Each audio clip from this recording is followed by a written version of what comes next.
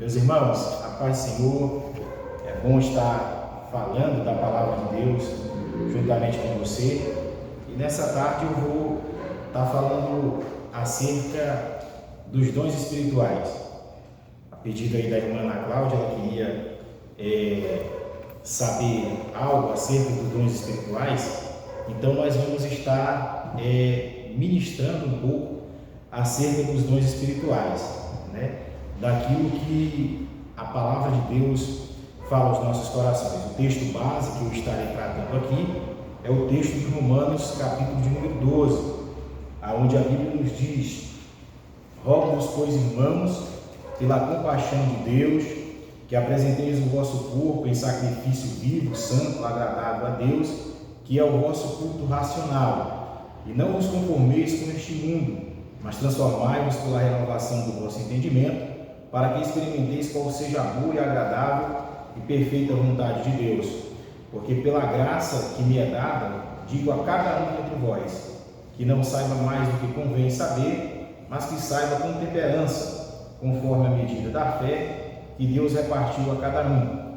Porque assim como em um só corpo temos muitos membros, e nem todos os membros têm a mesma operação, assim nós, que somos muitos, somos um só em Cristo, mas individualmente somos membros uns dos outros, de modo que diferentes dons, segundo a graça que nos é dada, se é profecia, seja ela segundo a medida da fé, se é ministério, seja ministrar, se é ensinar, que haja dedicação ao ensino, o que exorta, use esse dom em exortar, o que reparte, faça-se com liberalidade, o que preside com cuidado, o que exercita com misericórdia e com alegria. Ou seja, dentro da Bíblia Sagrada, a Igreja de Cristo é tratada como o corpo de Cristo. Um corpo assim tem vários membros, e Paulo usa essa figura para mostrar a diversidade de dons que tem dentro da Igreja de Cristo. Ou seja, ele começa a listar uma série de dons. E é isso que eu quero falar nessa tarde a você, sobre a funcionalidade dos dons. Ou seja, cada dom ele tem uma função sobre nossas vidas, sendo também assim sabedores de que a palavra de Deus ela é viva e eficaz. Não tem dom maior, não tem dom menor, mas todos os dons eles têm uma finalidade na obra de Deus. Eu vou usar aqui uma fala de Stanley Norton, na Teologia Sistemática, que ele diz: Paulo faz um contraste entre o valor das línguas e o da profecia em 4 funções diferentes.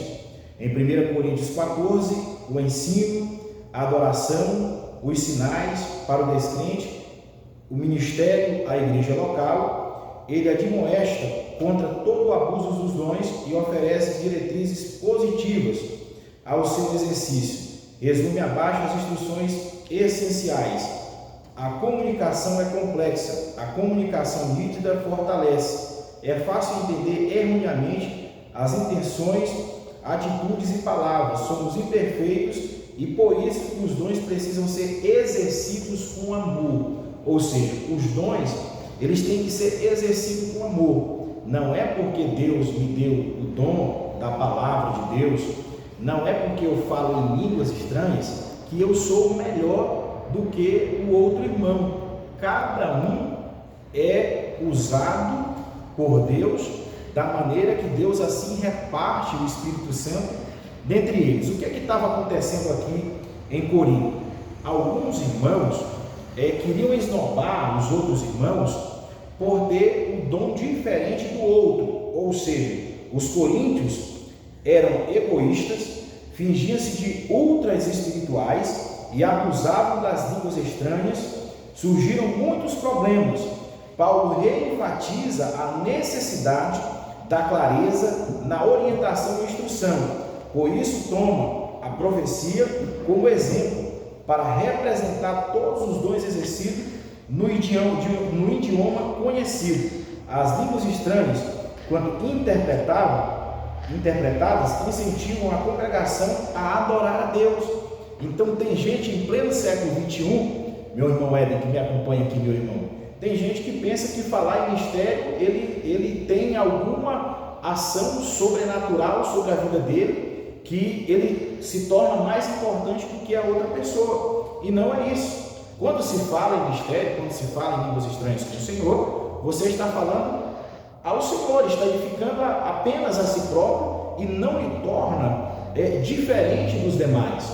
Por quê? Porque o dom Deus deu a você de línguas estranhas, de ser batizado em línguas estranhas, e pode estar dando o dom de visão a outra pessoa, o dom de cura a outra pessoa.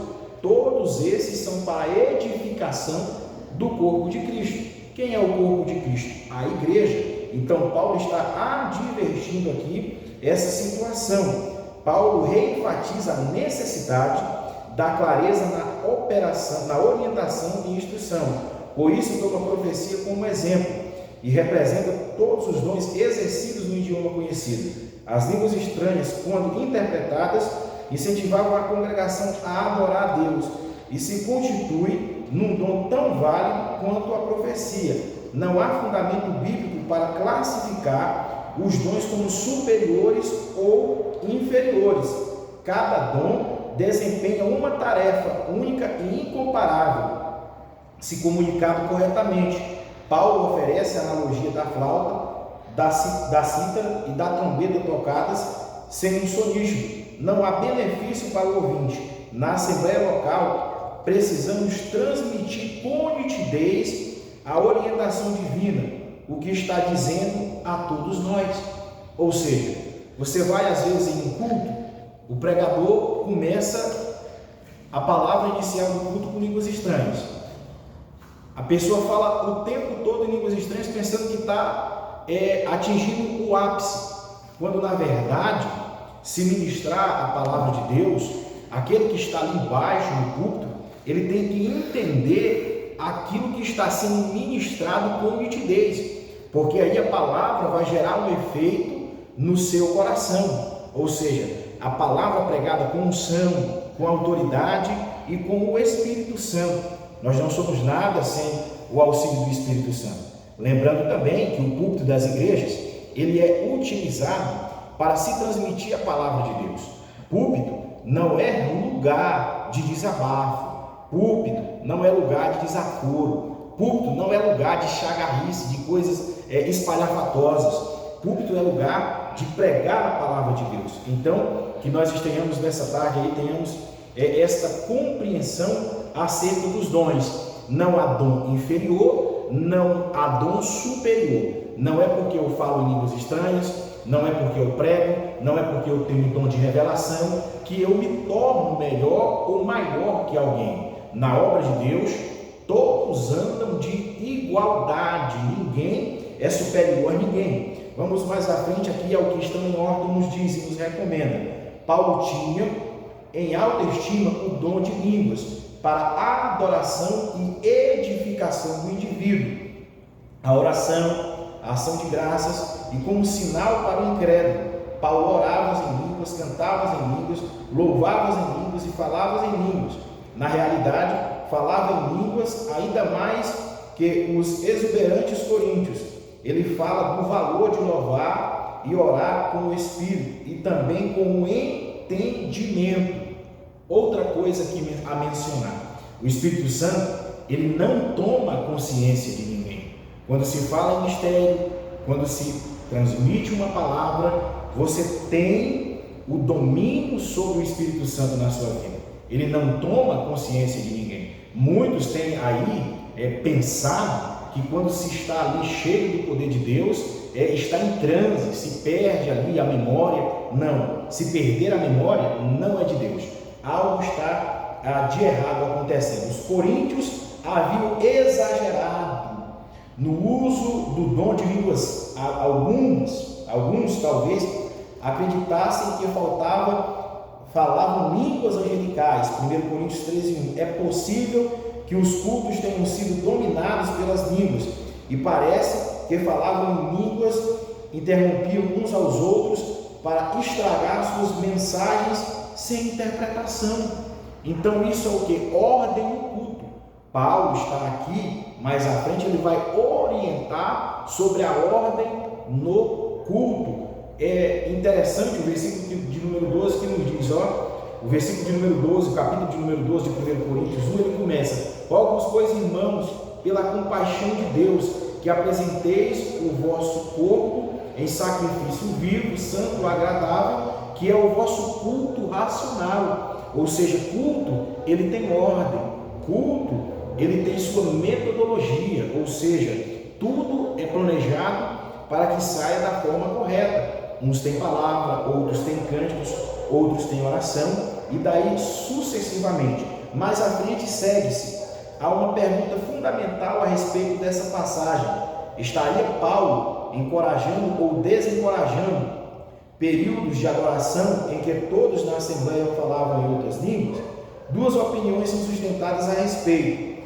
Uma delas é que Paulo estava reduzindo ao mínimo o uso do dom das línguas e que nunca, por nenhum motivo, deveria haver mais que 2 pessoas, ou no máximo 3, falando no culto. Assim fica excluída a adoração pública em línguas. Segundo essa opinião, Paulo faz uma pública em línguas. Segundo esta opinião, Paulo faz uma concessão mínima àqueles em Corinto que falavam em línguas. Uma segunda opinião considera e consiste em 2 declarações paralelas. Todos falam em línguas, todos profetizam, significa que todos falam em línguas estranhas ao mesmo tempo.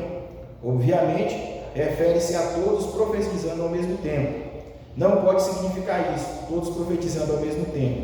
Seria confusão ou mesmo demência. Paulo certamente permite as pessoas profetizarem um depois dos outros, no ministério, a congregação. Se a profecia representa todos os dons no idioma conhecido, outros dons também podem ser ministrados profeticamente. Ou seja, Paulo está colocando ali nada mais, nada menos do que ordem.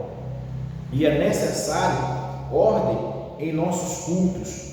E ele fala aqui acerca, como nós estamos falando, acerca do corpo de Cristo, ou seja, que esse corpo é a igreja, ou seja, todo corpo tem seus membros, ou seja, os membros do corpo de Cristo, por exemplo, são o que Paulo está trazendo aqui para nós? Ele está falando acerca daquele que se ministra, se canta. Então, todos são úteis na obra de Deus. Não há um melhor do que o outro. Então, que você venha entender um pouco nessa tarde, um pouco mais além também, um pouco sobre isso. Irmão Denis, eu não sou batizado ainda no Espírito Santo. O irmão que fala em línguas estranhas é melhor do que eu? Não, irmão. Ele não é melhor do que você. Ambos caminhamos em igualdade para o céu.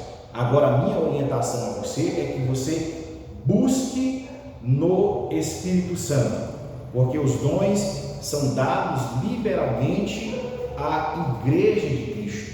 Esses dons, o dom da palavra, o dom da profecia, o dom das línguas estranhas, eles estão disponíveis à sua vida e à minha vida. É só buscarmos de Deus, que Deus assim nos entrega. Vamos mais à frente.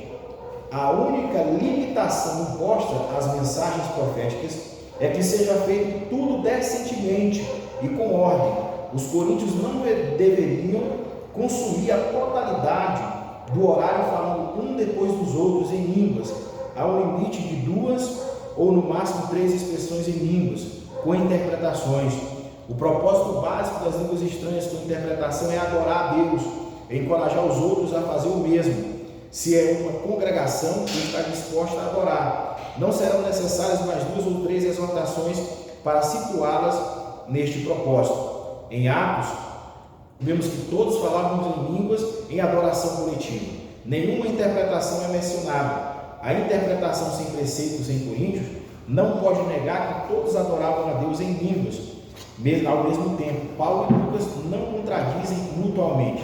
Se o propósito primário das línguas é louvar a Deus, as línguas com interpretação encorajarão as pessoas a adorar a Deus. Recusar às pessoas a oportunidade de adorar a Deus em línguas parece uma contradição.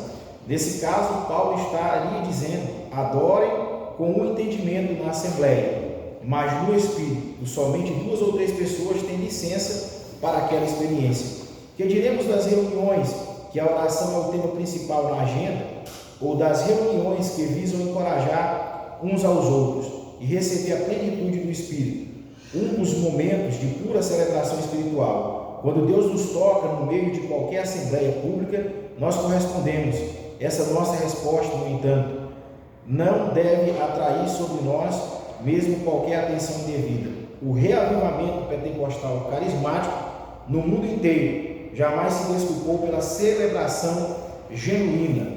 Tem sim encorajado a adoração sincera. Então, que essa adoração, quando você estiver no culto, sentir a presença de Deus, expresse a Deus a sua alegria, expresse a Deus a sua adoração.